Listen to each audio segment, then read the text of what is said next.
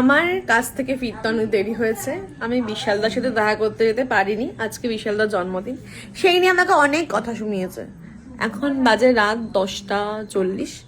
তো আমি খবর পেলাম বিশালদা আমার বাড়ির কাছাকাছি এক জায়গাতে এসেছে। তো আমি এখন যাচ্ছি বিশালদার সাথে দেখা করতে, সারপ্রাইজ দিতে। তো চলো তোমরা আমার সাথে।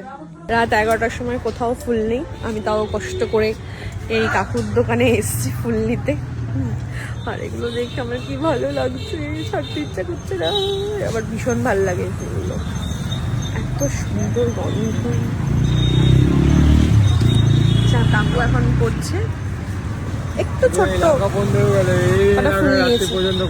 এই দাঁড়াও দাঁড়াও, এরকম করে দিও না। চলে এসছি আমি ফুল নিয়ে, চকলেট দিয়ে, দেখবো বিশালদার রিয়াকশন কেমন দেয়। ঠিক আছে, হ্যাপি বার্থডে টু ইউ। তুই আমার কষ্ট করে এসেছিস কেন? আসলাম, থ্যাংক ইউ।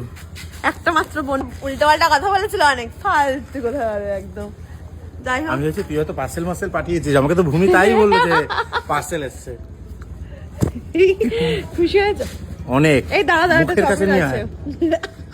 মুখের কাছে নেই বলবে কি করে, দাঁড়াও। ইসেকে ফোন করি, একটা সম্রাটকে। না, এটা মামপাইকে দেবে। এটা আমারই, মামপায়ের আজকে কিচ্ছু না। আর মামপাইকে দেবে, আজকে আমার জন্মদিন, এটাও আমার, এটাও আমার, সব আমার।